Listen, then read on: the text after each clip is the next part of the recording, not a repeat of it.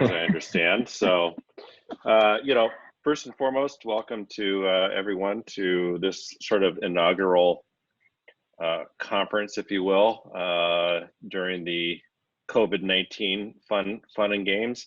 I'm Andrew Eklund, and the host, but my role today really is just to continue discussion and to keep it lively. And I have some of my favorite people in the industry here today with me, and I would like for each of them to introduce themselves and just a little bit about their agency, and then we're going to get into a lively discussion. The thing that I would also like you to add is, if you are in fact having a happy hour, what are you drinking? And I will start. I'm having a Well-Being Victory Wheat non-alcoholic beer, which is, if anybody knows in the NA business, which is thankfully that's what I know these days, it's blowing up. There's a lot of good stuff out there. It's not all your dad's O'Douls anymore. So that's what I got. Jared, let's go with you. Except I have an O'Doul. Yeah. Thanks, Andrew. Yes, and not only are the non-alcoholic beers taken off, but also gluten-free beers are taken off as well. However, I'm joined by Ciceron, my co-founder and wife, and we're drinking Moscow Mules. Let's see if we can get it closer. There we go. Some Moscow Mules right now, and it's about 2 o'clock our time, so it's actually, we're a little late. We should have started earlier, you know. So we started our agency 16 years ago. We started out as a pure development agency building web experiences, and over the last 16 years, we've effectively grown to about 60 employees and offices in Reno, Tahoe, Las Vegas, San Francisco, and then recently in the last year and a half, we opened an office outside of Bristol, outside of London in the UK. So we've grown our services to not only be dev, but now we do a lot of brand positioning and messaging. And then one of our most growing areas is our performance marketing side. And I think it was you, Andrew, who coined it, where if you have 3 points of the triangle, you're most effective. So I know when we can own creative and messaging, when we can own the digital experiences, and we can own what we take to market, we're extremely effective, with our clients. So, but happy to have this call today and talk about not just what's been shitty or sucky, but what are the good stuff as well, you know? Cool. Ciceron, do you want to add to that? Yeah, I may as well. I'm Ciceron Lopiccolo. I'm COO and co-founder of Noble. Everything Jared said is true. My side of the coin is the culture, and so I thought this was a great idea to talk a little bit about what culture means and what we may be seeing stirs of for the future in the agency life. So thanks for having me. Absolutely. Nancy. Hi, how are you? We're good. I just want you to know that I love cameras, and any opportunity I get to have one pointed at me, I am so all over. So it's a real thrill to be here. Is that your actual dope pad behind you there? Yeah. Are you jealous? No, I live in a Rambler in Golden Valley. Okay. But I also got sick of looking at my own stacks of laundry. So I was like, because I'm now sorting laundry in the middle of my day. So I was like, yeah, I'm going to. Also, the meeting I had before this was the Minnesota Public Radio board meeting, and I am legitimately the poorest person on that board. So I thought, well, I'm showing up. That's right. So I'm Nancy Lyons, and I am the CEO and one of the co-founders of Clockwork. We're a design and technology agency based in Minneapolis with clients all over. We've been around for about 18 years. We're known for our culture and our work product and the people whom are normally awesome. Normally, they are awesome today. They are awesome. Yes. Right. Yes. Awesome. Thank you. Matt. Hey there. Thanks everyone for letting me be here today. I'm psyched to be a part of this panel. And I'm drinking the closest thing to an NA beer possible, and that's a Budweiser. So quite I like low alcohol content beer, but I do like the buzz. So I'm the co-founder, one of two co-founders of Street Factory Media. We're headquartered in Minneapolis with offices in Portland and Dallas. And we are an experiential agency that does more than just events, thank God, because we're in one of the craziest events in modern times, right? And the event business has taken a direct hit. But, we're forging our way through this and kind of identifying the tactics that make sense based on our new or current world organization. So excited to be here and share what is working more than what isn't working. So thank you. Cool. Well, thank you so much. Again, like I said, these are some of my favorite people. And, I'd like to know, when did you guys shut down? Do you guys remember the date that you first shut down? And then secondly, what was your expectations at the time? Were you thinking like a couple weeks, or did you know that you were in for the long haul? And So just speak up. I don't mind jumping in first. It was March 16th. I think that was it, right, Susan? March 16th was a Monday. Hold on, let me check the date. I don't even know what today is. Fucking year is it, But it was March 16th. So that was the day we closed. Yeah, and it was interesting because it was on Thursday, the Thursday before we knew something was coming, right? We were watching the news and stuff, and we said, let's just do a stress test for the office. So we're all going to make sure that our VPN, our internet, all of our servers, and that everyone could effectively work from home. And then it was that morning, I think it was our governor had said, okay, we're going to be closing schools soon, things like that. We just, heard this kind of rambling. And by 2 p.m. on the 16th, we said, just kidding. It's not a test. You're now staying home. And then we put together a quick Google Doc and we said, 4 of you can enter in per hour for the next, 3 days to pick up your dual monitors, your docking stations, and all your stuff. And we're going to be working from home now, And so, it was unexpected, but at least we had the foresight to say, let's at least test our systems, make sure they can handle the load. So that was us. How about you, man?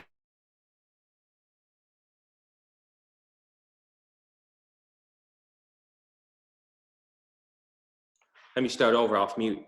First key indicator was we were on the ground at Expo West for one of our great clients, Impossible Foods, and we were building their booth. And Expo West, the big food trade show, was canceled while we were on the ground.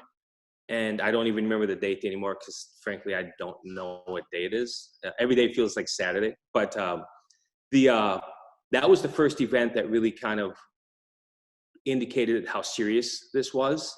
And over the next 10 days, we had roughly $3 million of event cancellations occur, from South by Southwest, the NBA, March Madness. And so that's kind of how we started to move along the idea that this is really going to be impacting our business and soon all of our lives globally.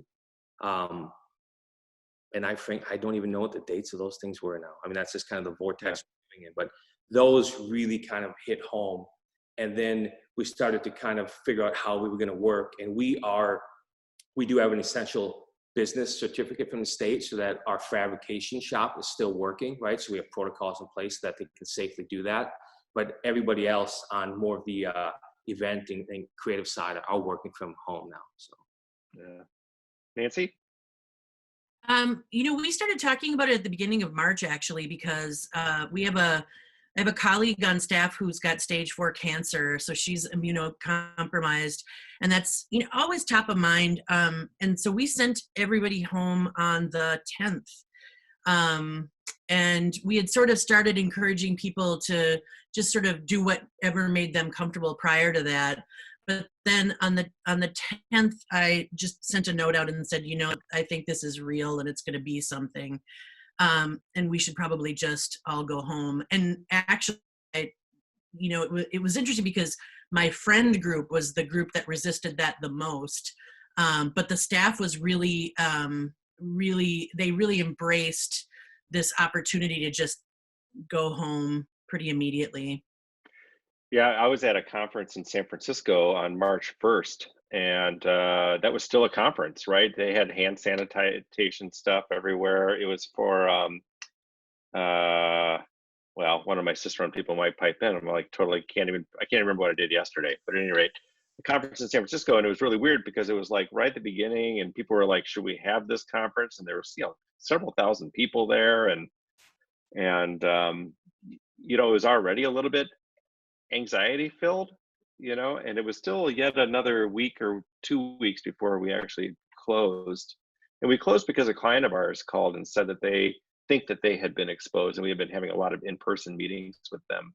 That was back when, like, you know, one person may have been exposed, and it sort of, that was when it really sort of tipped things off for us. But, you know, so, you know, I don't think any of us, I don't know about you guys, but I never had like a real contingency plan for a global pandemic. I didn't have like a rule book to work from for this.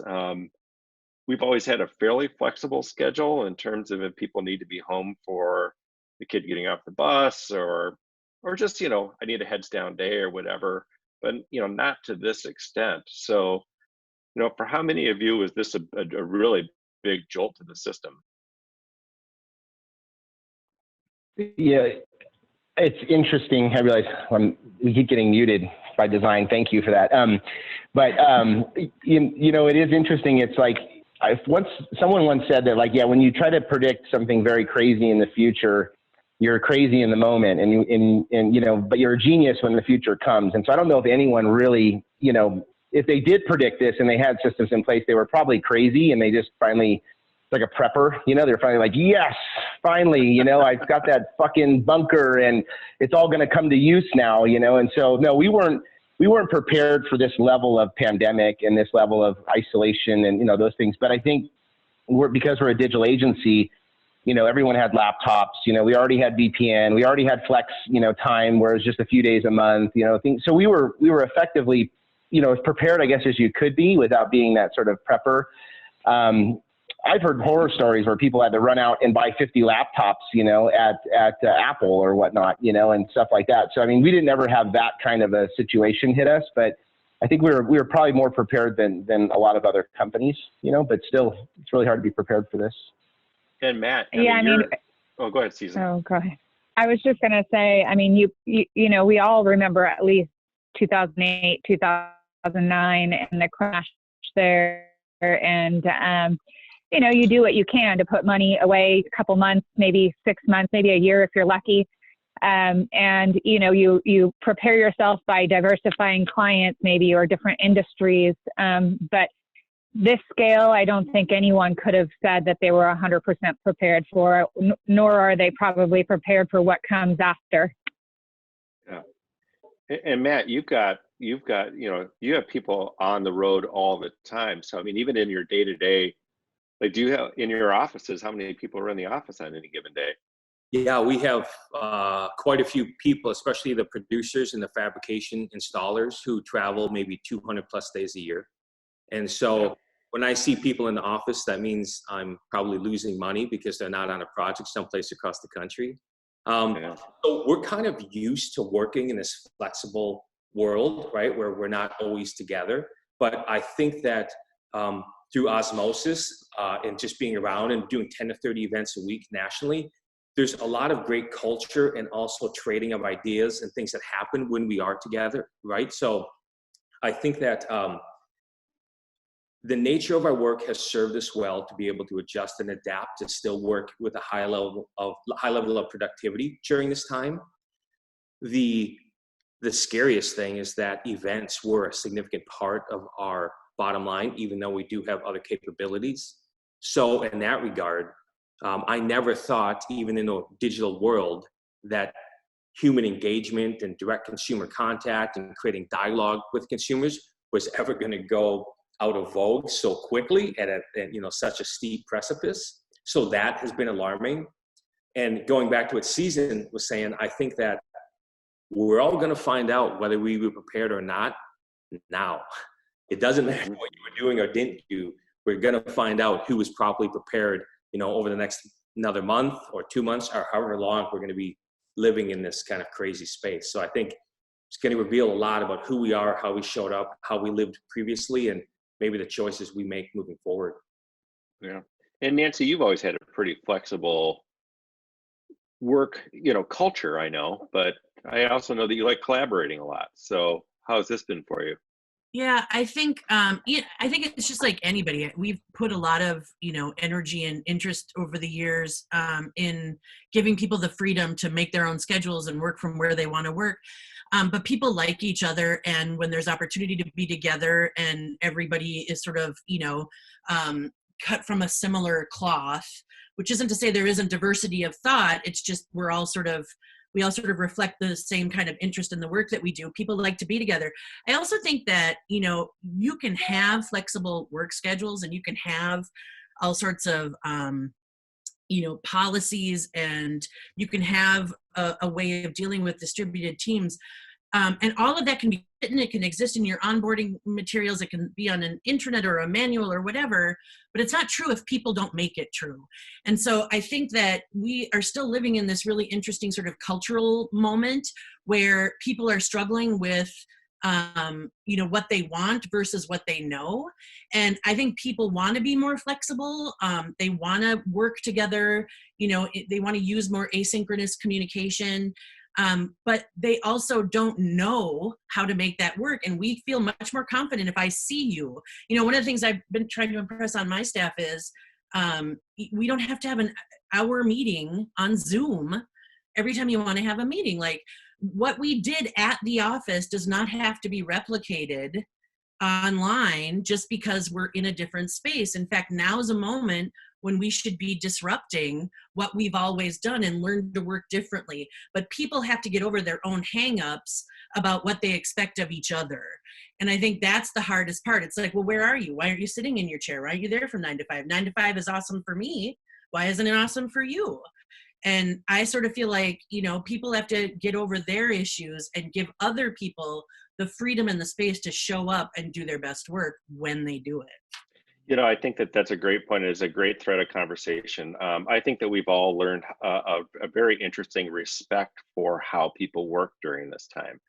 I've got creative people who are the classic late night people who like to get it done, not during a regular 9 to 5 time.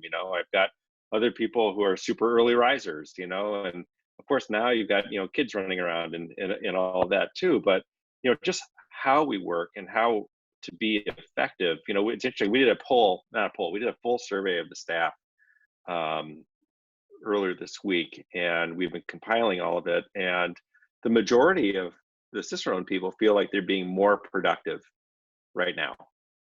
And that a lot of the distractions that happen during the day of just people is both the thing they love the most and also the most distracting, which is going to be really interesting, isn't it? And it's like, the dogs running around and the people laughing and all of this. It's like, that's the thing they miss, but it's also the thing that they say kind of gets in the way of productivity. And so it's going to be very interesting to sort of balance this. Have you been getting any sort of similar feedback from your staff? Yeah, I think that, when we talk about sort of the rose and the thorn, what I hear from everybody is, I love the family time, I love the quiet time, I love the heads down time. What I hear from everybody is the thorn is the family, and so much quiet, and the heads down time means I have no boundaries. I have no boundaries, and work has become all consuming. And I mentioned I was on that very formal board meeting prior to this, and I hear people talk all the time about their toddlers, but I have a 13-year-old who walked right up on me in that last meeting to say, Mom, can I have I don't even know what.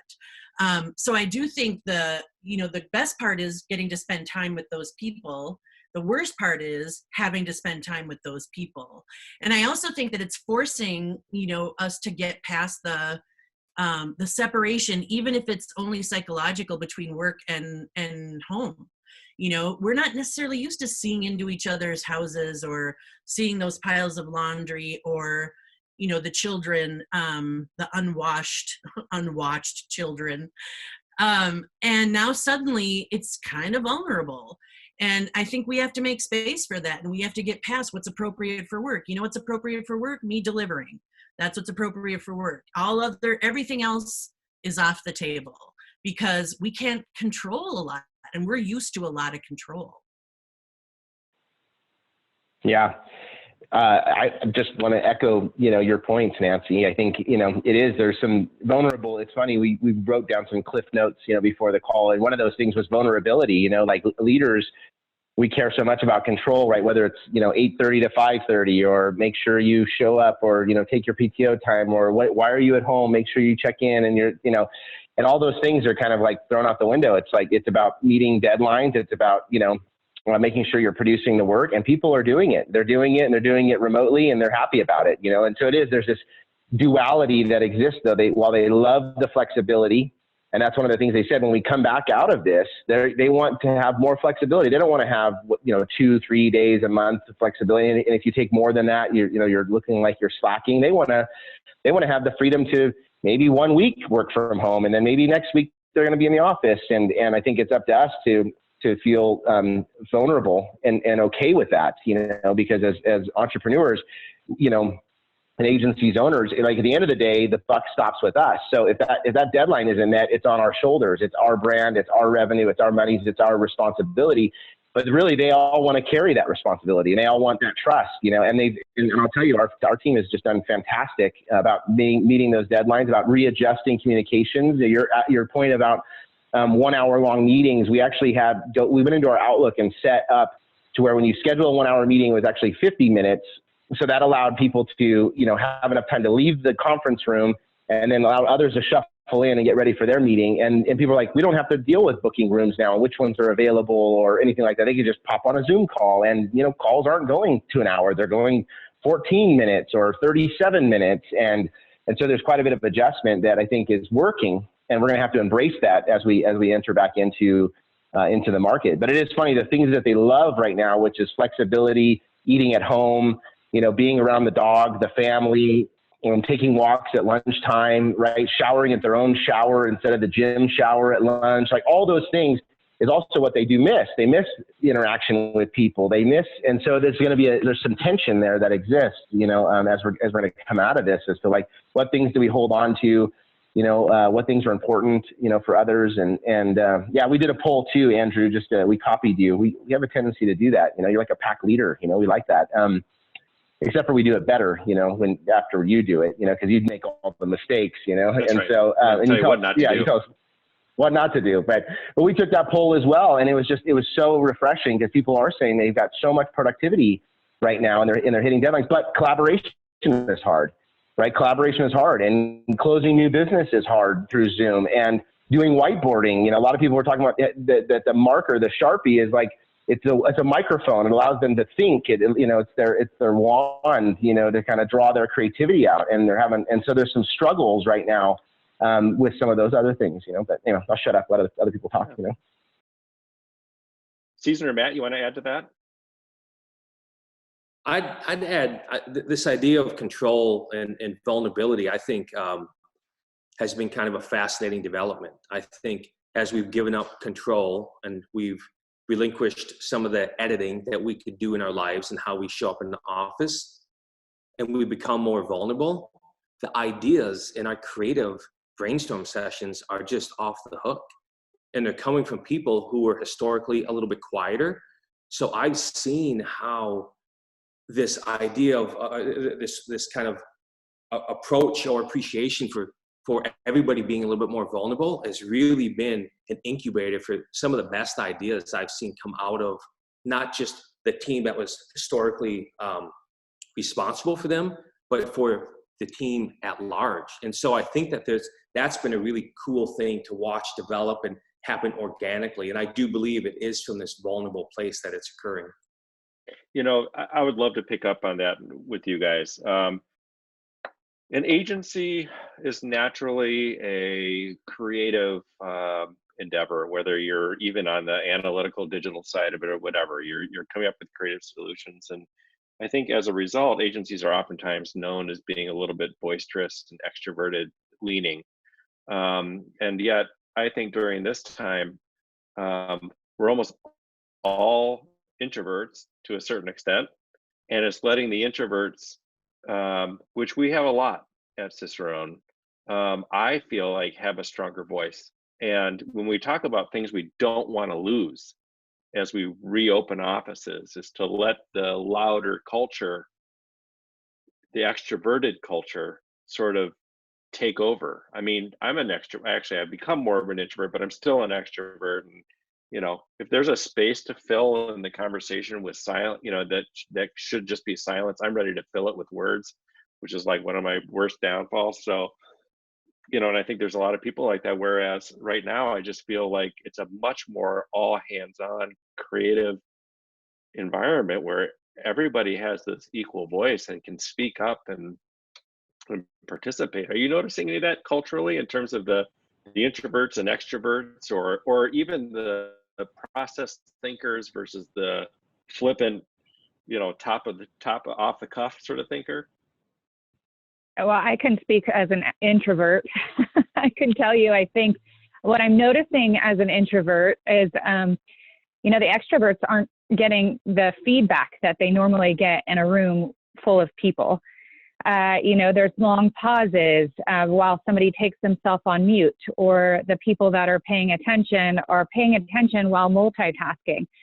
So it gives them a little time to stop and pause more often and listen. I think that for me has been a big change. I've been watching my fellow introverts getting more airtime because they have the opportunity. There's longer pauses for them to talk. And others on the team to be able to hear that expression. Absolutely. And you know what? You're right. Sometimes the best ideas come from the quietest people in the room. You just have to wait. Yeah, we're just so good at talking over them. Yeah, what voice do they have? It's true. I'm an extrovert, and it's really humbling as well, just to shut up, and listen, because we were talking about this. It's like when someone talks, they're front and center on the picture, or, they get the little bar around them. And right when that bar switches to someone else, it's not your turn anymore, and so you got to shut up and let that person talk, and so these like sort of micro social behaviors that are starting to develop. And I'll tell you, more team members of ours that normally will just sit and listen, and they take a little bit longer to process, and then you can see their body language, they're ready to talk in a room, but then that extrovert just jumps in really quick because they're quick on their feet. And the Zoom world that we're in now, it is giving everyone an equal voice to the point where it's lowering the talkers and it's increasing, the listeners, so yeah, I'm loving it. You seen that too, Nancy? Yeah. I mean, I'm an introvert who can manage humans fine. But because I don't think, I don't think being an introvert means you can't handle crowds. It means you need to be alone to recharge from them. Whereas Right. Extroverts get energy from people. I don't. And so I also, though, noticed that after, I know there's a lot of seasoned folks in this conversation right now. After a long time in the business, you kind of lose your patience. Am I alone in this? Is it menopause? You can tell me. It might be. But I do think I don't have as much patience as I used to. And what this new environment is forcing on me is more patience. Because I don't necessarily think it's an introvert extrovert thing. I think it's an analytical, style thing. I think it's, the people that take longer to process are people who are more analytical and want to really consider what's going to come out of their mouth. And when you've been doing stuff for a long time, and I'm not saying nothing new ever comes out of my mouth, don't say that. Don't say I said that. But I don't have the same kind of patience for people. And this is forcing me to be more respectful and teaching me to be a better listener. Mm-hmm. And I'm seeing that from other people too, the people that are, less analytical. I just think we are learning to listen and make better use of time because we're not filling space. So I think in order to have shorter windows of time that we are more efficient with, we have to be better listeners and learn how to extract the most important information or content from those windows. Yeah, and I think that this is really going to impact office space when we move back in. I'm very lucky that I have some of the least expensive office space in the Twin Cities, and don't tell anybody else because I don't want the building to fill up. But I have more space than I need, and I've always had more space than I need. Well, sometimes it feels a little cramped, but now we think about it from the standpoint of when we come back in, do we just go back to the same footprint that we were in, or do we think of having quiet spaces, and then the spaces that are a little bit more boisterous. We haven't had that. We sort of put everybody together, or we had some team sitting sort of thing. We were already trying to break that up before all of this happened. But like really thinking about work style as a place to sit versus function, rather than by function, like project managers sitting together, the media team sitting together. Should it be really more by work style? And I think we're really open to thinking more creatively about just what we move back into. Has anybody experimented with that even before all of this, or thinking about it?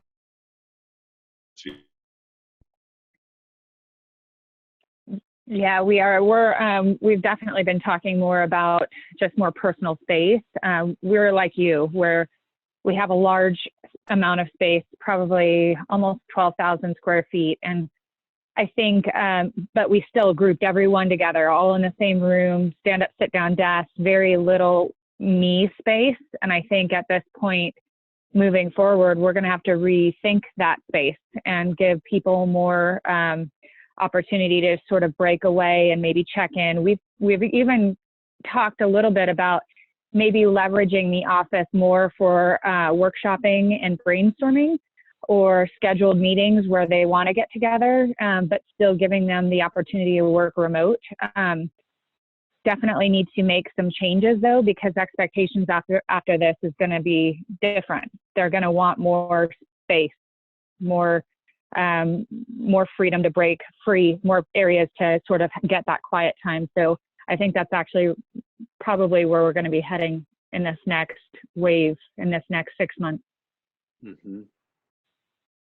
Yeah, we even experimented, or just, over cocktails, because that's what we've been doing during quarantine mode, is drinking. And that's where obviously the best ideas come from, right? And you make kids that way, everything. But the reality is we were talking maybe some people don't want to have to come back, or want to come back to the office full time, where they feel like that's the work that gets done. So maybe we take out a third of the desks and we create open space where there's where there is setups, right? There's docking stations with computers, but they're not assigned to people's names, and they can come and sit and they can dock in for a few hours and they can leave. Or to Susan's point, maybe those rooms that we have there are for some really deep whiteboarding, because I think while there is whiteboarding software, nothing really replaces picking up a marker, drawing on the wall, handing it to the next person, inviting them in. That's really hard to do digitally. And so maybe we start converting some of this space over to where, it's for brainstorming and collaborating, and then there's some community spaces where you can just dock in and then you can unplug, but you don't keep your personal items at those ones. And then those that have a hard time, through our survey, many people were like, I can't wait to get back in the office. I'm dying to be with people again. It's hard for me to work at home. I have got a 1-year-old and a 3-year-old, and I just really want to get back to, daycare and get me in the office. I'm feeling productive, but it's at the cost of all these weird hours. And so maybe those people have permanent desk space that's there. But yeah, we're 100% open to what it's going to be like. And I think also, as we move back in, I don't think it's going to be like light switches on, everyone's here, again, I think it's going to be a slow sort of transition into the office, where some people are going to be like, I can't get back in for another month. I'm taking care of a family member, or daycare's not open yet, or, whatever the case is. They've had to make life decisions. Yeah, schools are closed still, or there's no summer camps. We talked about that. There's not going to be any summer camps for these kids, and maybe they're too young to leave at home, So anyway, yeah, lots of thoughts around it. Yeah. Nancy, do you have assigned offices where you are? For some people, yeah, we did a survey and just asked people what they wanted, and I'm always surprised to realize that people want their own space. They want something that's theirs, and they want collaborative spaces, and they want flexibility. I mean, it's weird. Anybody who manages people knows that they want all of it. What are my options? Yes, I will take them. Right? I mean, people are cool. We have 22,000 square feet, and we expanded primarily to do collaboration with our clients. So to do big workshops and to create, we also operate in agile teams, and those teams all want to be together. So while we have spaces for people to, call their own and hang their hats, they tend to gravitate toward their team. So they're these little pods of activity. I think, what we're going to have to adapt to is how our clients want to work, because I think more and more of our clients are going to realize that space is going to be a luxury, on the balance sheet for a lot of organizations. They're realizing that they don't need it in the same ways that they thought they did. I know for us, we've got 2 buildings, and I'm wondering, do we want to do more with our distributed teams and get rid of one of the buildings? As sad as that sounds, it's a great social space for us.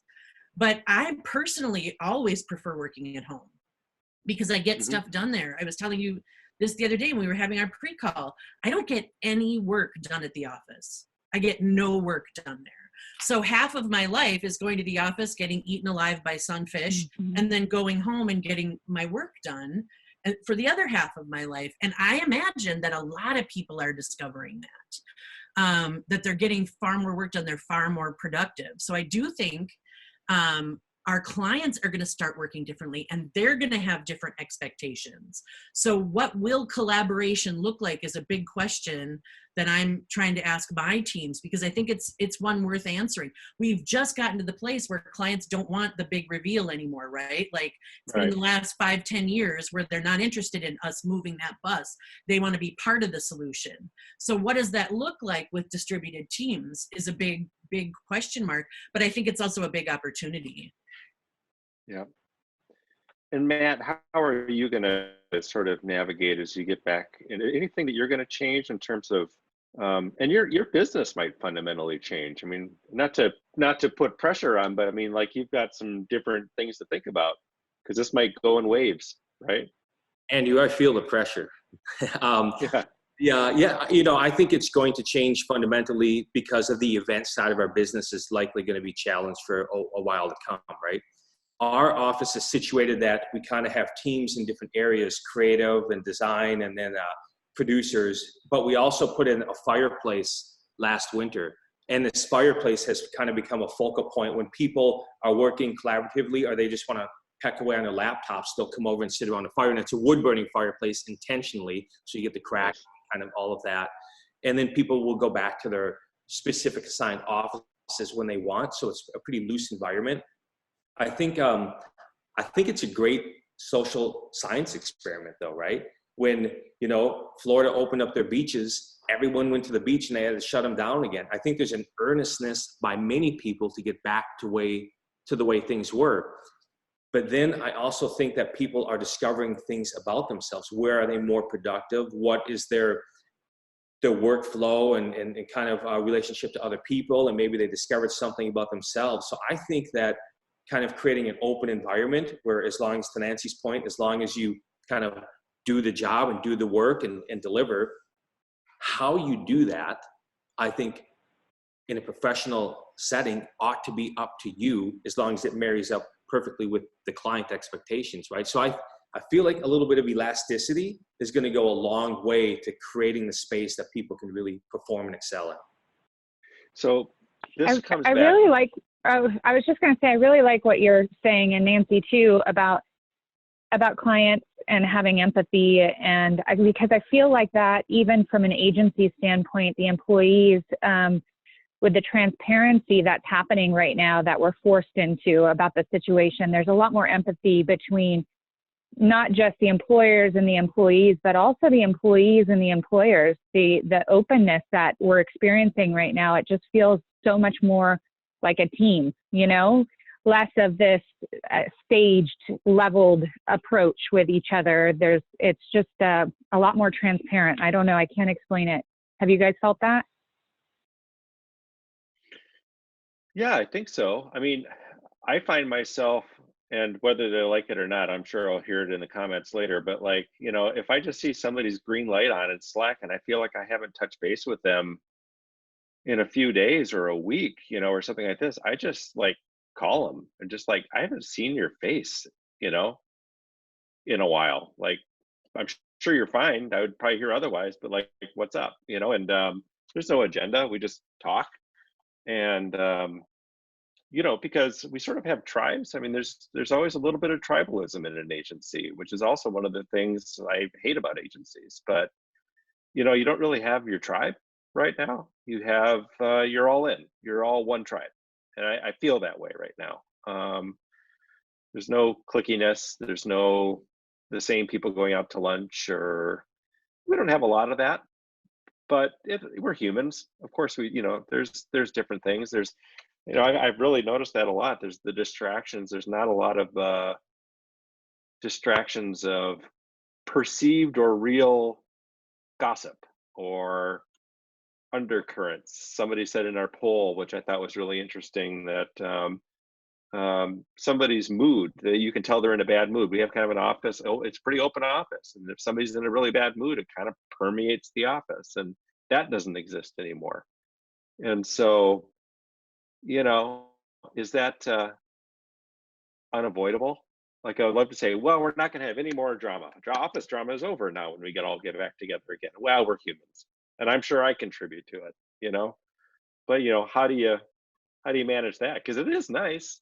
I'll be the first to admit it. It's nice not having any of that. That's really distracting to a lot of people. There's something profound about having a common enemy globally. And I think that's kind of what we're seeing here. And it's to your point, I mean, we're all a tribe now. I mean, we all have different challenges, but we do have a common global enemy that we're trying to navigate. And I think that there's something really kind of compelling about human nature coming together, and some of the transparency and the humility that you see between your colleagues, but also with your clients. Yeah. Yeah. Sorry, Nancy. I see you want to say something? No, I was going to say that's exactly what I was going to say. Thanks, Matt. But it's true. I think we're all in this together, way of being right now. And once we conquer this issue, unfortunately, people will go back to bringing their dark sides to work. That doesn't make them good or bad. It just makes them less guarded or less engaged in just focusing on the positive and just showing up with their best selves. When they let their guard down, we get to see all of them. And sometimes, it's the unpleasant stuff. But I do think that what's happening right now is everybody is a little afraid. Everybody is definitely uncertain. Everybody's dealing with anxiety and grief.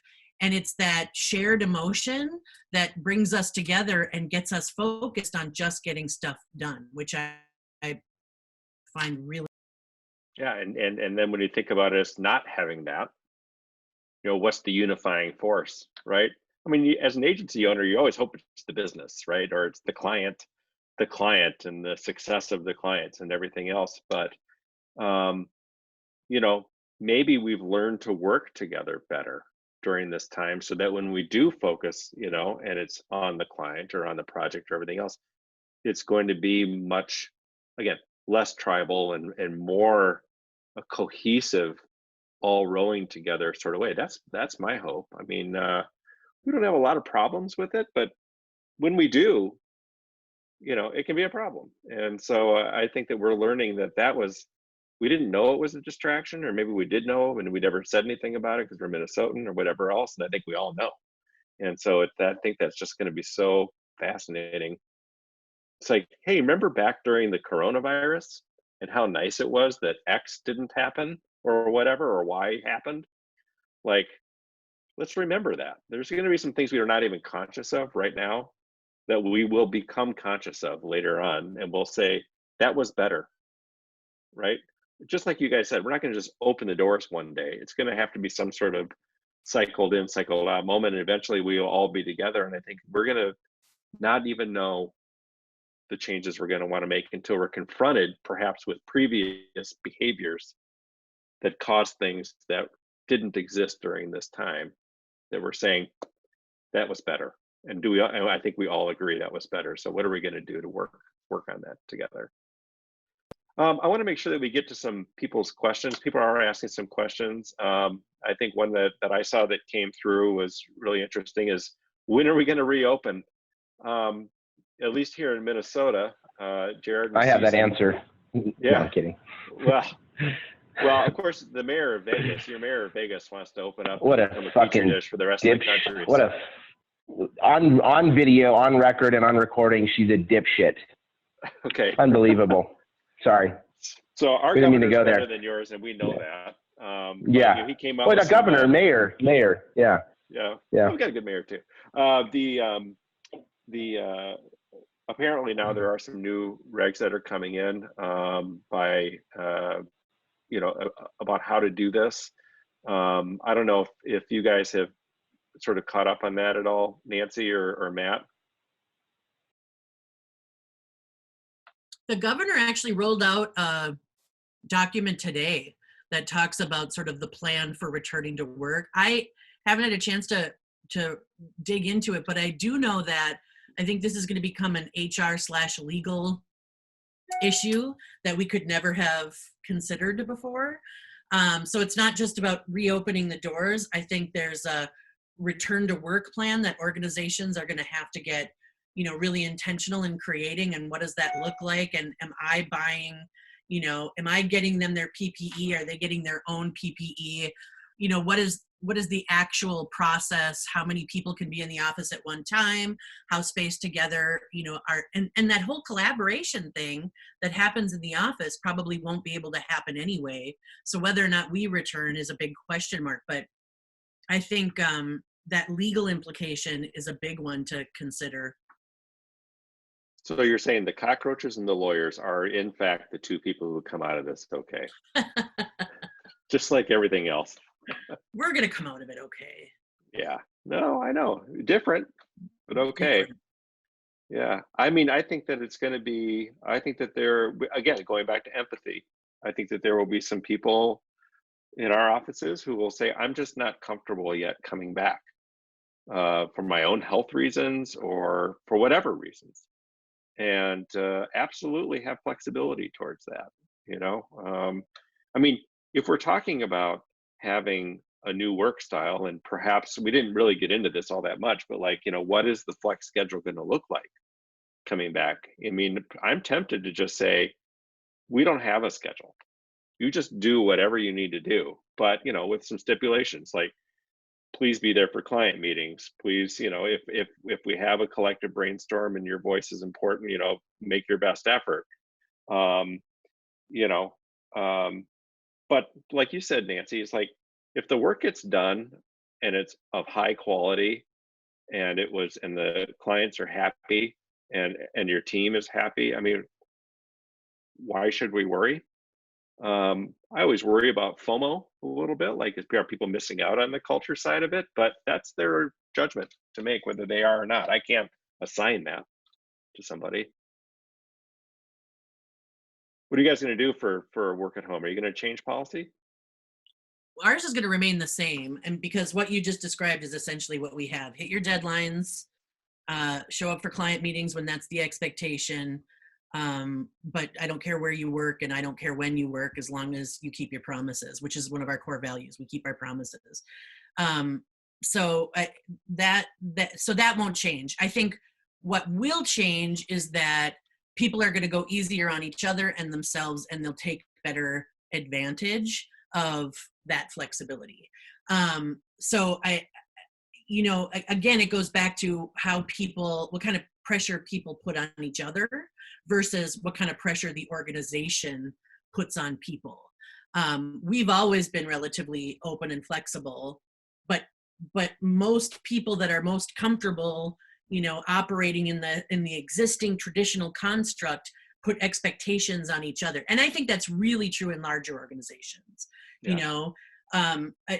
I see it all the time in larger, client organizations where they may have flexibility, but everybody comes to work because, well, if you didn't, your team would, demonize your behavior or stigmatize the fact that you take advantage of Fridays at home or whatever. And I think now we have to recognize that we have to make space at work for people to have their lives. Like this is sort of forcing that. And we all have different expectations, different requirements in our lives, different sort of timing and circumstances and family obligations and other interests. We all, it all takes up space in different ways, and we have to allow for that in a way that work didn't even contemplate when we were industrialized. So I think that's the big thing that we're going to have to address. Yeah. Yeah, and I think, thank you, and I agree with you. I think there's going to be each state, I think, is going to be different about how they approach when they open up, and I think we all know that, our Vegas mayor was ridiculous in wanting to make Vegas a petri dish. It is such a place that could expand, like New York, right? When you think of New York, and why it got hit so hard, it has so many flights coming in and out, so much culture coming in and out. We have to protect ourselves. And I think when you look at our governor, who's actually doing a good job about, setting some rules and some guardrails. There's things like making sure our hospitals and healthcare systems can handle more surges as they happen, that we actually have the right therapeutics to meet this demand, that we're able to monitor our communities through testing and contact tracing and isolation and supporting, those that, who have been positively, are marked as positive or been exposed. Those things have to be in place first. So it's really hard to say we're 30 days away, we're 45 days away. It's really about having this checklist of items so that we're prepared to bring ourselves back into quarantine mode if we have to. And I think it's going to be like this, this slow release. There are still hotels that are open, but they don't, but they're small, they're motels, and it's really because there's still flights that are happening. They're just, instead of Reno Tahoe having 6,000 passengers go through their airport a day, it's 300 passengers a day. So I think it's really going to be about making sure that all these demands, these checklists are met, and that we're safe to open back up. But if we just turn that switch on, which is what our mayor of Vegas was more or less saying, it could create a lot of damage, and then we are looking at months and months and months and months. So it's got to be really strategic, and I think that's what we're all hoping for. I think each state is really trying to look at that because they don't want to be made the example, right? I don't think any state right now wants to be made the example of what not to do. Yeah, Matt, you want to say something? Well, yeah, I think we're dealing with bad data. I mean, until we're properly testing, we don't even understand the animal we're dealing with, right? And mortality rates should be skewed. We don't know how many people passed away prior to even really acknowledging that this was in our country. And I really I feel like Governor Walz of Minnesota is actually doing a really good job in the way he's communicating to people, and the way that hopefully they can live up to the 35,000 tests per day with the Mayo and the U of M.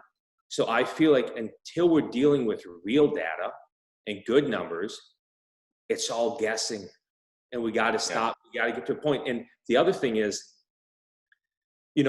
people first, but going dormant 2 years for the economy will decimate everybody. There are industries doing well right now, but they can't continue to do well when so many are doing poorly, right? So all boats rise. We got to start dealing with real data.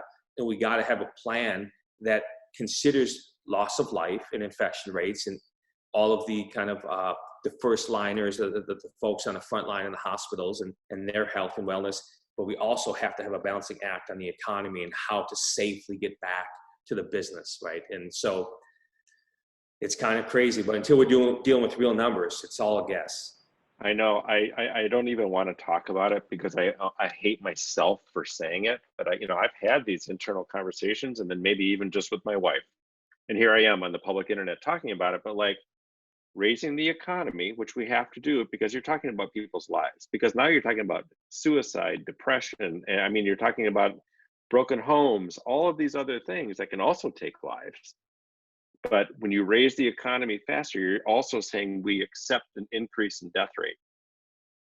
And it's a conversation that politicians don't want to have necessarily. Some have tried. But you're really talking about that. I mean, an epidemiologist will say it has to be an epidemiological, 0 point. Well, that's true in epidemiological ways. But the economy may or may not be able to survive that. And there's also going to be fallout with death rates about not being able to keep people's livelihoods together. It's a conversation that is massively difficult to have ethically, morally, and everything else. But if we're not going to have it, then we're probably going to be stifled into having to make decisions. nursing home doctors are making these decisions every day. They're having to decide between who lives and dies, who gets a ventilator, who doesn't. They're having to do that, and I hate to say that we're going to have to be that way too, but those are big discussions that we're going to have, and who's going to have the courage to do it? And I don't know. I said it. I don't want to be involved in it though. Yeah, by the way, you know what? Go ahead, Jared. The only last thing I was going to say is that I think, a vaccine, I think that's going to give people hope, right? Is actually getting to a point, and that whether that's not going to happen in a few months, but whether that's a year or two, whatever it is, I think that will really help people make these decisions, is actually feeling like there's another option other than stay at home, whereas right now that feels like the only option is stay at home and distance yourself from everyone. But we're watching the world economy, right, just collapse around us. And so I think there needs to be more decisions or options on the actual table. And that, and right now there isn't that. And so I think that's the challenge, is we're being met with these, well, either these people are going to die or these people are going to die. And that's a really hard decision for anybody to make. So I think what we need more options. What we have a couple minutes left, and there's a great question that Patty asked, and I was really glad that somebody asked it, and that is clients. I have been I love the humanity of this business. I've always loved that. I've always tried to treat my clients as human beings and not deities, and I don't want them to do likewise. I mean, we're just people trying to make it through, And this has been such a human time. It has been, I'll tell you one thing I'll miss is clients have been super responsive. Like, I'll send an email and I know I'm going to get a response within like an hour, and it's just kind of amazing and great. But also just the humanity of them. They're in their living rooms, their kids are running around.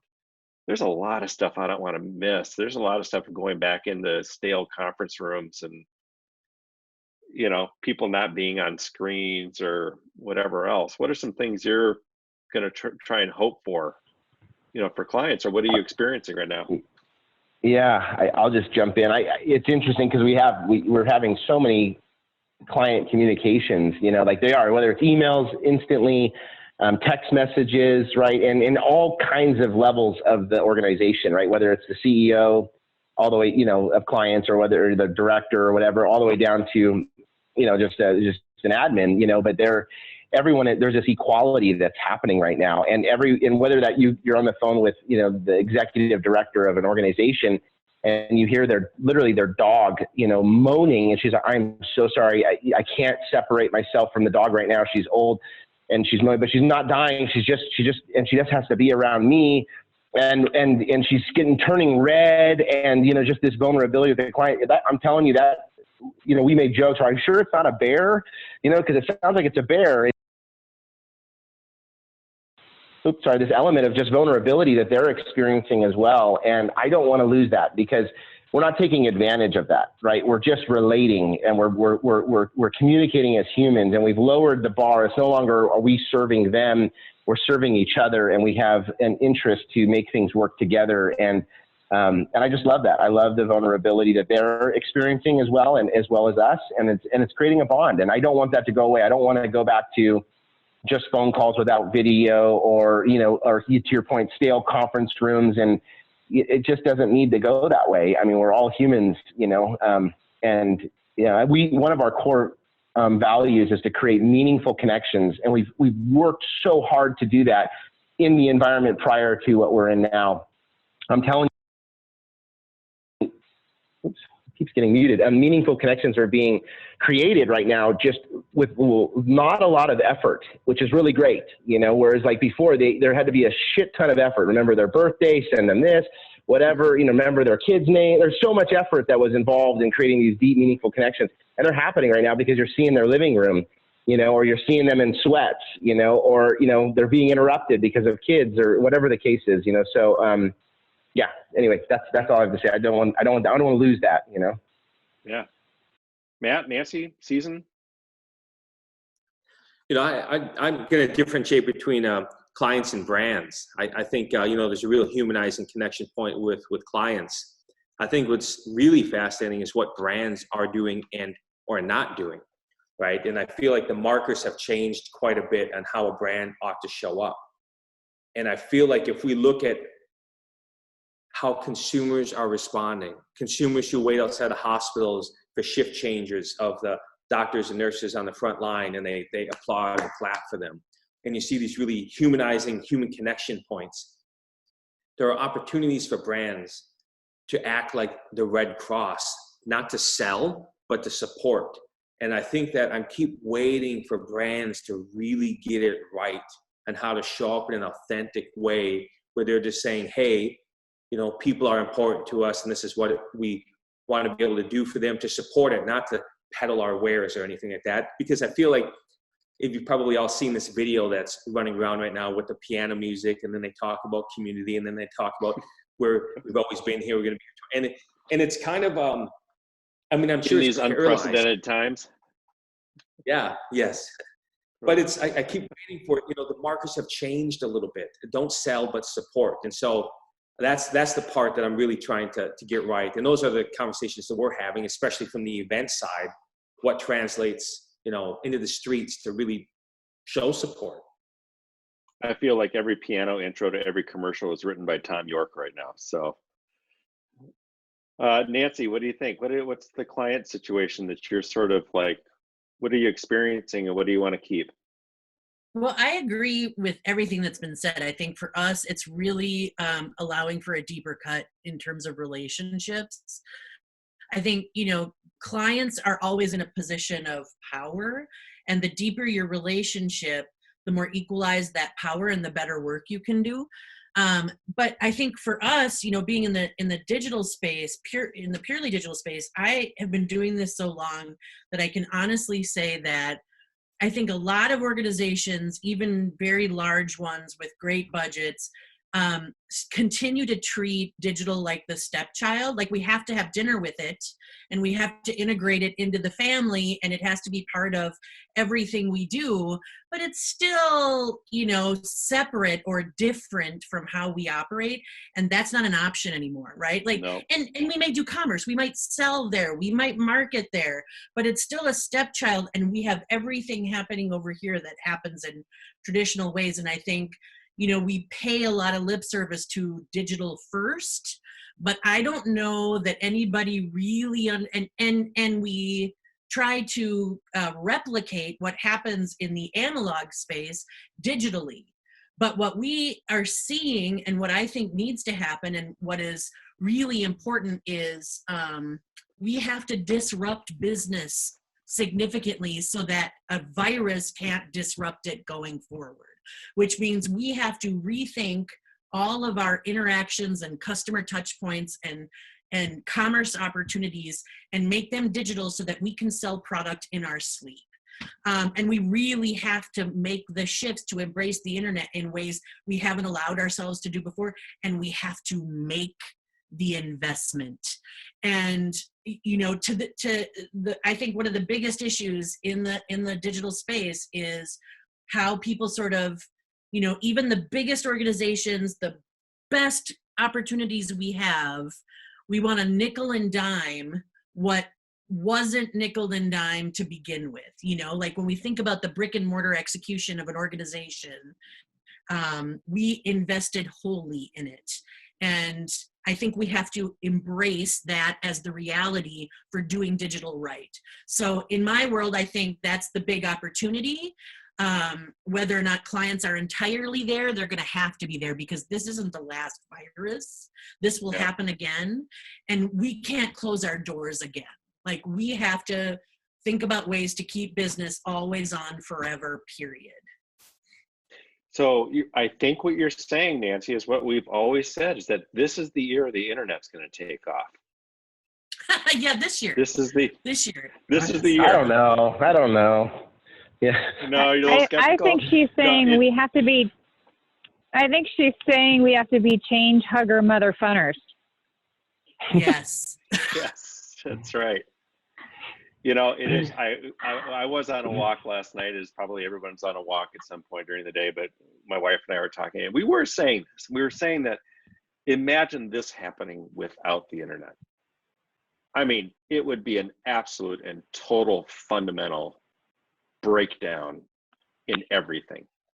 And I don't know if we've really even scratched the surface mentally of what that actually means. And I know I sound like a very, very proud person when I say that, but I mean, just on a purely factual level, our whole lives are completely, our humanity is tethered right now by this. And we'd be out of business. I mean, well, we would be for sure. We're a digital agency. Actually, almost everybody here. But I mean, like, literally, if we were any other company and you didn't have these tools that we were using, I mean, we'd be done.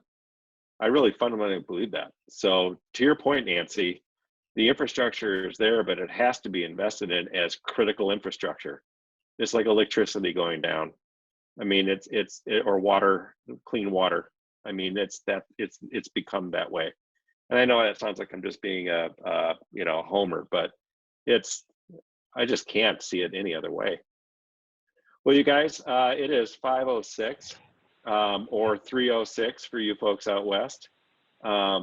This has been really interesting. We recorded it. I don't know what we're going to do with it. I'm sure we're going to post it probably, and you guys are perfectly welcome to get a link to the archive if you want to post it on your sites too.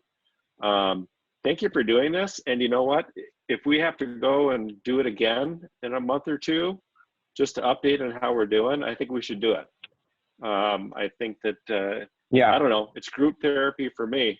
So best wishes to all of you. Yeah. I love all of you people, and I want the very best for you, and keep working it out. All right. Keep working together. Same, Thank you. Andrew. Thanks, Thanks everyone. for having me. All right. Thank you Thanks, for organizing everybody. this. All right. Sure thing. Take care. Thank you. Thanks, guys. Cheers. Bye. Bye. See ya.